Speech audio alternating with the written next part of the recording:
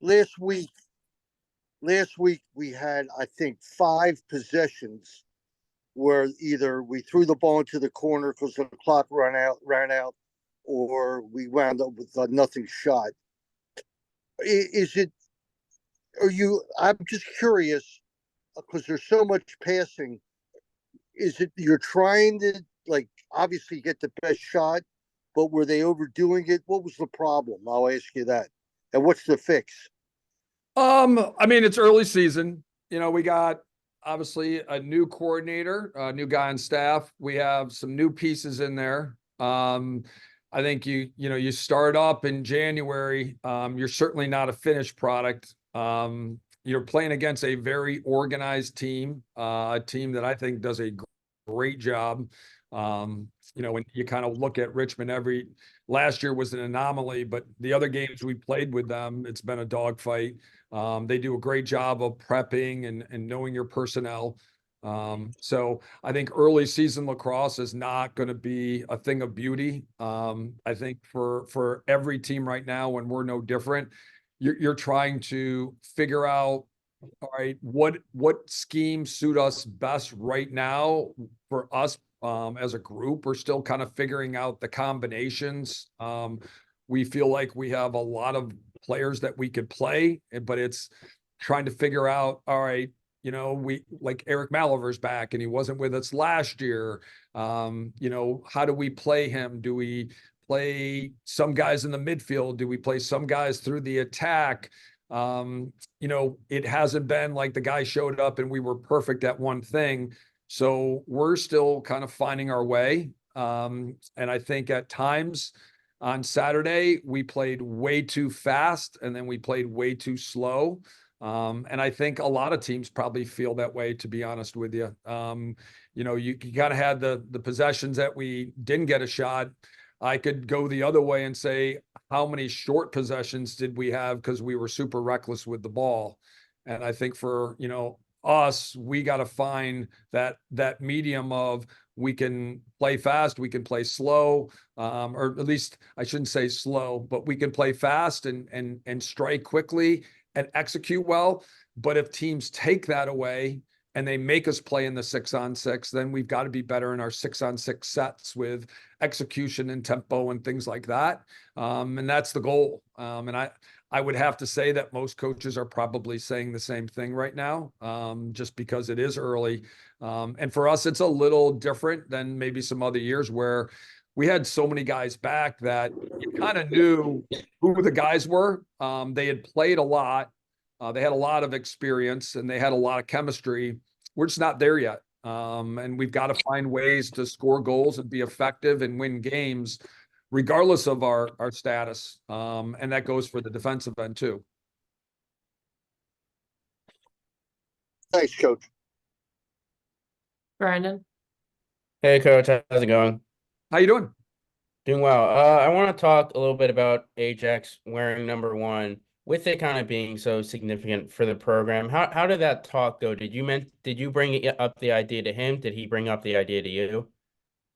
No, it's something that every year when we come back, we kind of talk about at some point, Brett leaves and then the fall happens and we never feel like we need to come and have that decision made. We kind of let it play out.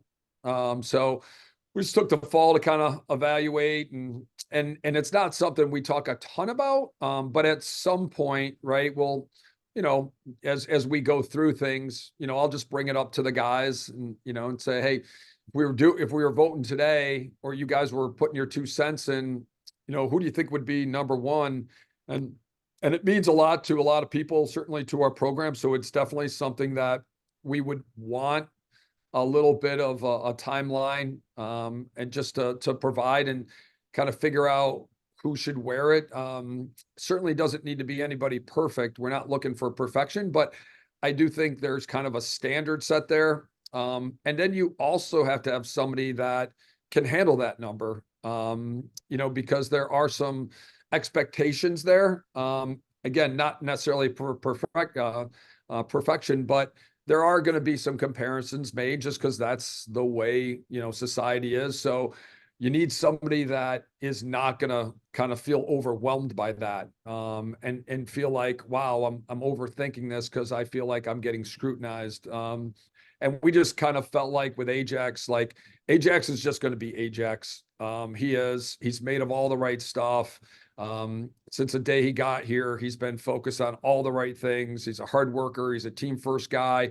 And we just feel like he's been so consistent, that, like wearing that's not going to change who he is. It's not going to change the way he plays. He's still going to be the same guy. And he's not going to like feel like added pressure to do anything different. And I feel like that is just as important, as, kind of the what have you done to earn it? Because if you put that pressure on somebody that maybe can't handle it, that's a lot. And in this day and age, I do think there's a lot that these kids deal with, and we have to be sensitive to not piling on. They're getting scrutinized enough with social media and things like that. So we need to be sensitive to that, just in my opinion. Yeah, you mentioned that standard. What kind of goes into that standard of wearing number one, and how have you seen Ajax kind of grow over his time with the program to really earn the opportunity to wear the number one? Yeah, I just think since the day he got here, Ajax has been like very invested. His preparation has been excellent. He puts a lot of time in. He's very invested. He would spend a lot of hours with Coach Bernhardt, but also the older players. And he earned a lot of trust. One, because he was putting so much time in, it was clear how important this was. But by spending that time, the guys all were like, listen, I've talked to Ajax. He knows what he's doing. Like, we feel like if he's in there, like he's going to get the job done. So much so that even his freshman year, he comes in and he becomes a second pole for us, which is really hard. And then you look at 22, and Owen Prabilski comes in, and he had been a 4-year starter, and guy with a ton of experience, and Ajax becomes a starter and a second team All-American, and Owen slides into that second pole role, and he kind of changes positions. And I couldn't have been more proud of Owen for the way he handled it. And that really helped Ajax. But I think that showed the trust that everybody had. And what makes you feel good about that is, we get in the national championship and Owen scores a really important goal. And you're psyched for Owen, kind of going, hey, I just want to win. So whatever I can do to help the team. And what a great lesson for all of us. Go to Josh. Hey, good morning, Coach. Good morning. So obviously, as you know, this Loyola team has a lot of returning players, especially on the attack. And having lost to them last year, is there a different game plan going into this game this season, slowing down the attack, and what does it look like? Good question. That you look at that offense, Josh, and it is a very experienced group, the attack and the midfield. I feel like those guys have been there forever. And it's, that's the biggest compliment you could pay anybody. That means they've been doing it for a long time. And, they're a very experienced group. I think they have a great feel for each other. Mark Van Arsdale, who's a very highly regarded offensive coordinator, has been doing it a long time. And he's one of the best and the brightest out there. He does a great job putting those guys in positions where they play fast. They play to their strengths. They're very unselfish. They're very unskilled. And they're very methodical. They're content just moving and sharing the ball. So you have to be ready for long possessions, and, they're going to kind of wait for you to break down. And I felt like at times last year, when we did make some mistakes, they capitalized, and that's credit to them. And so, we're trying to get to know the pieces, and all right, who are the pieces? What are the things that they do well? And then two, what are the patterns and the schemes and maybe some tendencies?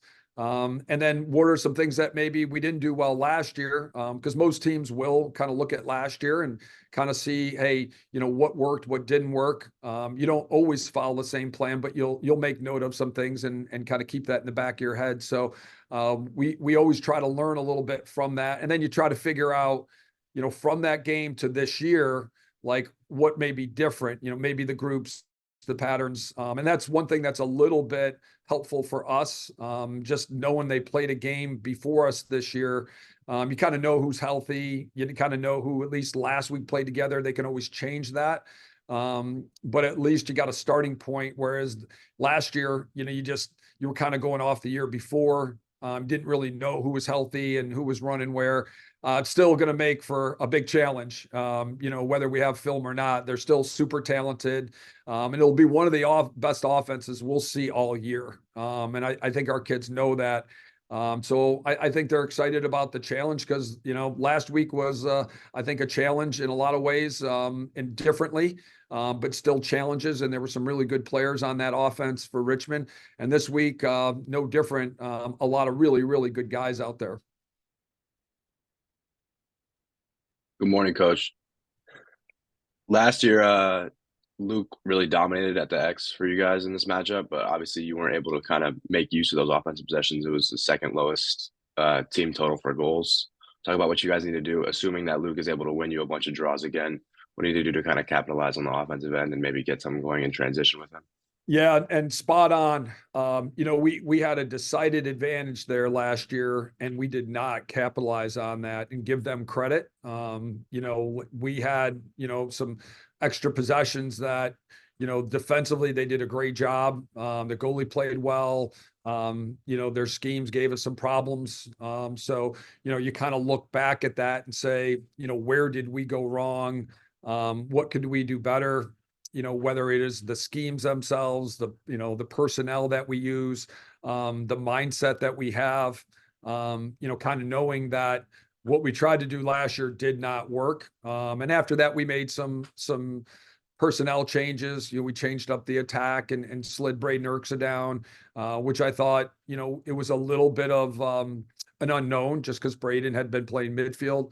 But I felt like, it turned out to be a good long-term move, which you never know. But I thought Braden was up to the task and did a good job once we put him down there. And I think for us, kind of realizing if you watch that Georgetown game, kind of similar to our game last year, Georgetown won a lot of faceoffs in that first half, but didn't really, transition those into goals.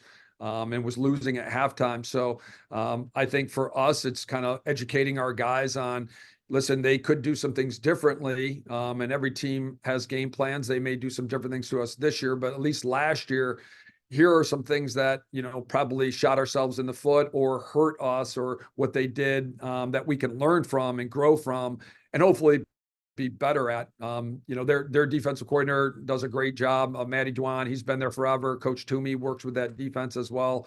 That staff is one of the best staffs out there. They just do a really good job of identifying talent and developing talent and having guys play to their strengths. They do some unique things. Their short sticks will trail check you and check you.